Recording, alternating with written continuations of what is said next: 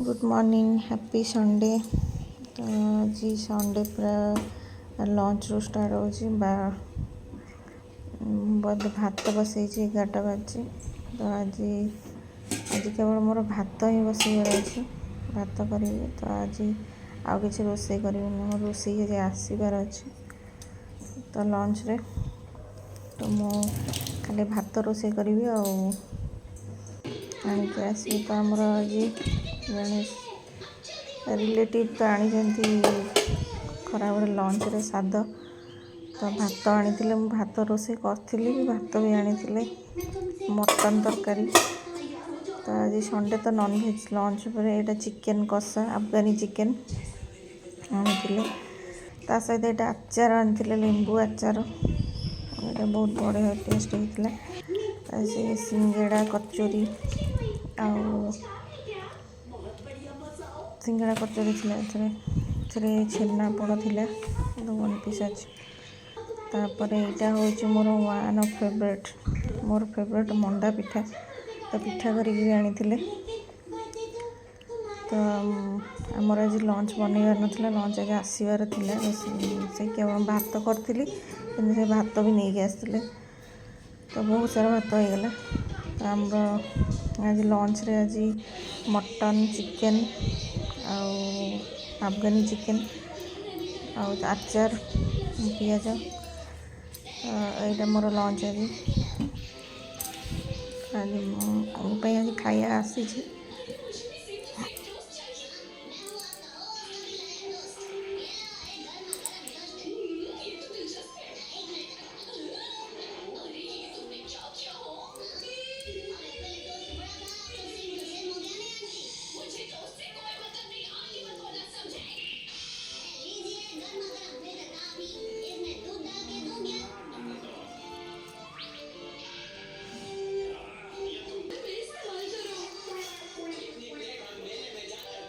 तो लंच कर सारी आम करूँ बहुत बढ़िया होता सब खाया बहुत बढ़िया होता। तो संध्या बेले आसी चिकेन चाउमिन अंडा मिसाई अंडा चिकेन चाउमिन। तो यहाँ तो नॉनवेज बारी संडे माने पूरा नॉनवेज उपर सब आस। तो 2 प्लेट आसाला मोर और झीर तो संध्या बेले आम खोलिकी भी खाईदेलु।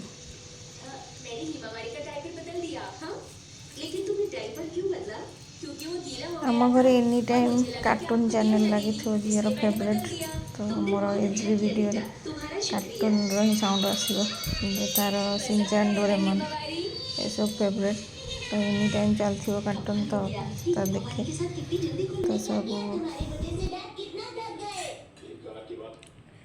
तुम लोगों को क्या लगता है मैं गुड लुकिंग हूँ ना।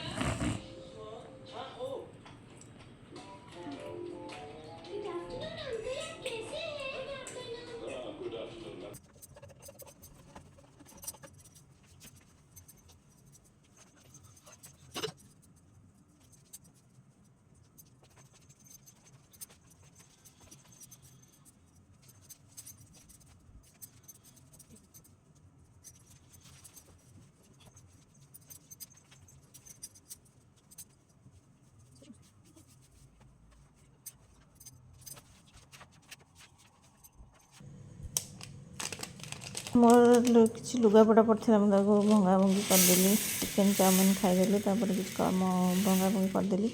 तो आज संडे अच्छी तो मोर गोटा मसला सरी जाता पंचफुटण आज अच्छे अलग टाइम हेनी तो मुझे पंचफुटण घरे बनाए तो सब मसला गोटा मसला घरे रखी था तो सरीगले मुझे सब मिसेक बनई दिए।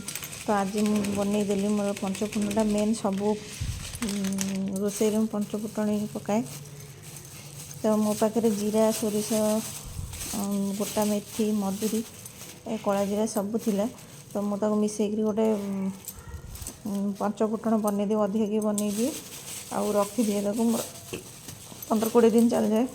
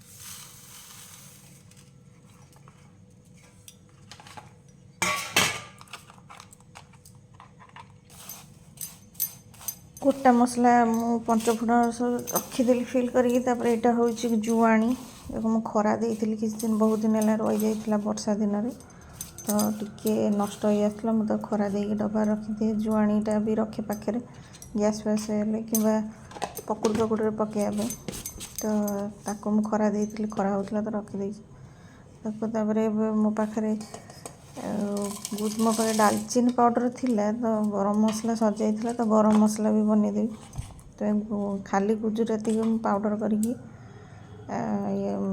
डालचीनी गुंड अच्छे तो मिसईदेवी अल्प टिके चीनी पकईकि मिक्स कर मिक्स करदे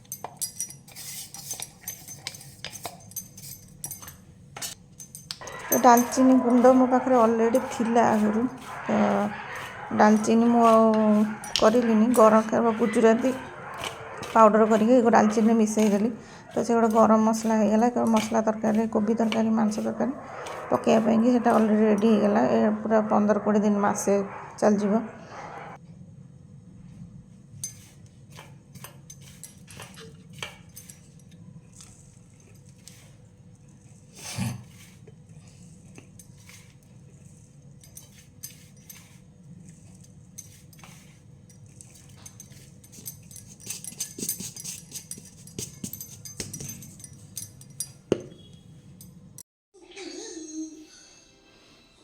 मु रुटी करी केवल मटन तरकारी मोर थिला तो बेसी रखी नी अल्प कि राति मसला तरकारी खाऊनी तो मु केवल रुटी बनई थी रोसई आज दिन मान मोर करिया पड़नी तो से गला मटन तरकारी बहुत आनी खाई बढ़ले तो से आम राति डिनर भी होगला।